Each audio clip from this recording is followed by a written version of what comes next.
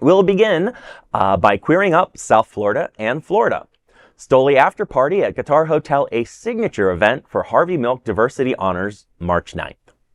Diversity Honors, a renowned celebration supporting the Harvey Milk Foundation and the Pride Center at Equality Park, proudly announces actor and LGBTQ+ advocate Billy Porter as the recipient of the Harvey Milk Medal.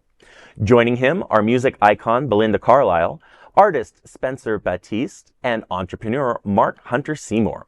Trans activist Tatiana Williams, and special recognition of the Gay Men's Chorus of South Florida. The gala, hosted by Seminole Hard Rock Hotel and Casino Hollywood on March 9th, promises an unforgettable evening featuring cocktail reception with live entertainment by my friend Miss Bouvier, followed by a seated dinner and awards presentation.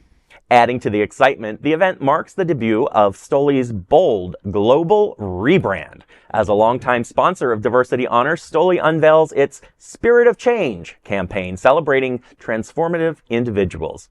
The rebrand includes fresh packing design, showcasing iconic city skylines, and coordinates representing innovative metropolises. Campaign visuals reflect the brand's spirit of inclusivity and evolution. The Stoli After Party at the Guitar Hotel will feature poolside entertainment by Debbie Holiday, rounding out the night of celebration and unity. As Stoli embraces its new identity, it reaffirms its commitment to fostering connections and inspiring positive change within the LGBTQ+ community and beyond. And we are very excited that we have Patrick with us today. He is the global LGBTQ+ and multicultural ambassador at Stoli Group.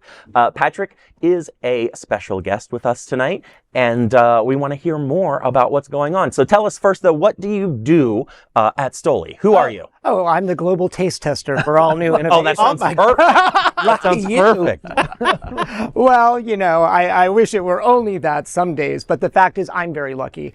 My title currently is Global LGBTQ+ and Multicultural Ambassador. And, you know, when I was first offered a job, it was in the end of 2009, I was approached very early on and very forward thinking by any company in the industry. Yes. And I was a ballroom dancer living my little bubble in San Francisco. And when I finally decided to take a 6-month contract, I realized, number one, I had been drinking Stoli for my whole adult life. It had been my only call brand once I got off Wolfschmidt's, which we all did way back when.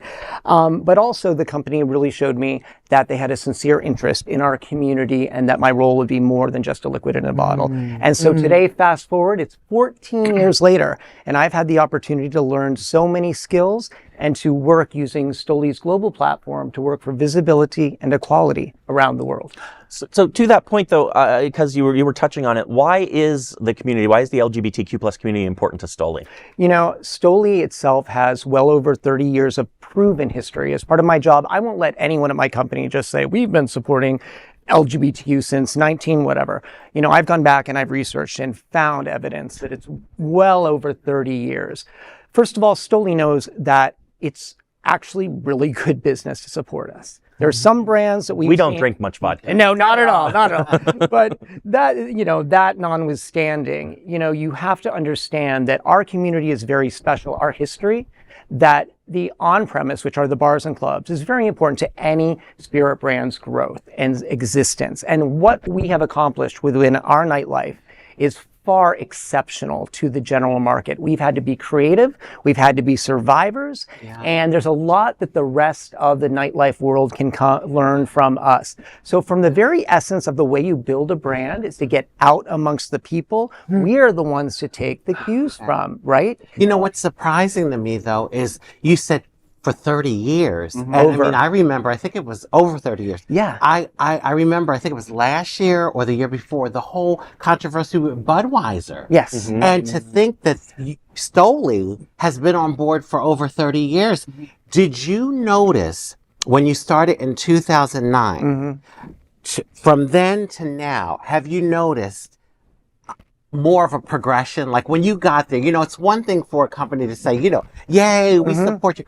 But did you have to get some people on board? That is such a great question. And keeping in mind, I was in a bubble, right, of San Francisco, where, oh, we're all happy and gay. And but one of the beautiful things about my role is that very quickly the company allowed me to grow my territory, all of California. Then all of the West and then some of the Midwest, and eye-opening to me. And now it's all of the world. And the reality is, yes, in order for companies to succeed, and this is what happened in my case, they didn't hire someone and put them in a suit and tie. It never would have worked. I watched 2 other companies in San Francisco put these cute little club kids in a similar role, but force them to wear a suit and tie and run around with the salespeople 9 to 5. They burned out within 6 months. This company has let me have my burlesque cat phase, my tutu phase. You go back and look at my Facebook with Stoli, you'll see they have never told me who I have to be, what I have to look like. They've only asked me to learn some new skills, Excel spreadsheets, because they are necessary, some media training here and there. But the company has let me become the best version of myself and learn skills that the world told me when I graduated high school in I was told by college admissions professors, despite being third in my class, that I was just too different to do anything professional. And You see? and as a result, I have watched this company so many years later. Yes, every now and then there's someone that you need to educate. But what Stoli has done, if someone can't be educated to embrace our LGBTQ plus community, they're gone. And today, Stoli has formed a new culture and values internal group, which I am spearheading. Stoli is on its way to becoming a globally certified Stonewall and Gives Back safe space organization. Our Luxembourg office just went through the cultural competency training that Stonewall provides and changed the bathroom placards to just WC, and the whole company around the world. And that's what's remarkable is I never thought in San Francisco when I was a ballroom dancer and drinking my little Stoli sodas that when this company came calling and I said, yes, I feel there's something there, that it could be as impactful. And I have watched our campaigns from Loud and Clear to now Spirit of Change reflect our LGBTQ community sensibilities. I'm just so absolutely amazed. I can't believe it almost. And okay, I have to ask this one question. I have so many questions, but one more question from me. What area of the world have you found it most interesting to work with? Like, what has been most challenging and most interesting? Okay. So remotely, and I still haven't been there, and a lot of people, I know it's beautiful, but Jamaica is one place where remotely I had a very underground, small LGBTQ rights organization reach out to me a few years ago. And I was able to accomplish 2 things. One, I was able to figure out who sells Stoli on the island and get that organization support for a fundraiser in their version of a little pride celebration. Also, I'm very visible and open on social media about support, not just my support, but by default Stoli's. And that can be huge to some place like Jamaica to know that a globally known brand has your back. And I started getting death threats. Oh my goodness. Right? And doesn't surprise me. The Rastafarian culture. And I wasn't really scared except for the fact that selfishly, I would love to visit Jamaica someday. I know it's beautiful. Sometimes the way you make a change is by actually going there. The same as Uganda, right? Yes. But as far as places that I've actually visited, I went for the first time to Pride in Copenhagen with Stuart Milk this summer. And one thing I realized is just how stupid one can feel when you're somewhere where everyone's speaking 20 languages, yet in a snap of a hat, when they realize you're a stupid American, they can speak perfect English. But this one thing after living in Florida, and I'm constantly educating people, even in that country, people were asking me, what's it like with drag banned completely? And I'm just saying, no, you don't understand.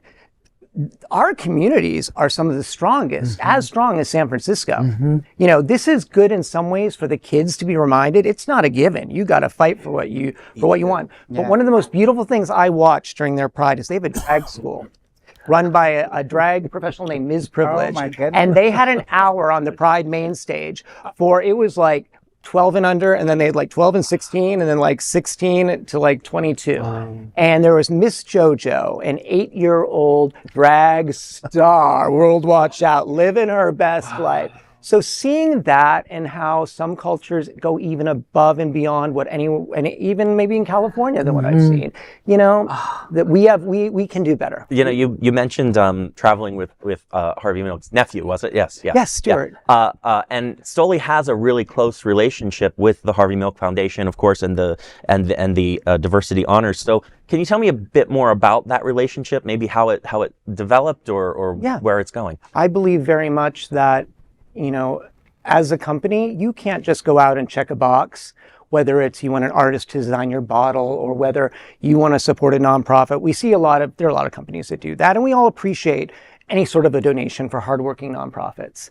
But the relationship with the Harvey Milk Foundation and Stuart Milk, who really is a mentor of mine, really started back in 2011 after the Harvey Milk Foundation was formed, and I had an opportunity to work on one of their first fundraisers, a fabulous fashion show. We had drag queens and all the rest, but during a really challenging time in 2013, when Stoli was having a difficult period of people not understanding the brand heritage and trying to attack the brand, I was standing at in front of the Russian consulate, part of a protest, we demand our rights. And a certain activist who shall not be named started basically bullying me and screaming at me. And I hadn't felt that bullied in a long time.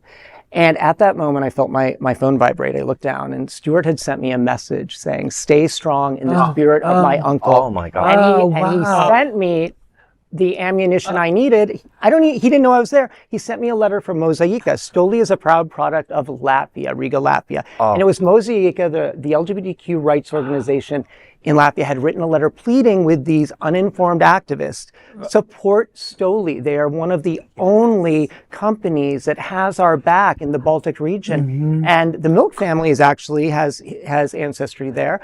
The Harvey Milk Foundation does a lot of work working for justice and equality in that region. Stuart has led pride parades having sticks and stones thrown at him. And I suddenly took a deep breath. I raised my hand to speak, and I went out and I told the truth, read that letter. It made the front page of the Chronicle, which was fabulous.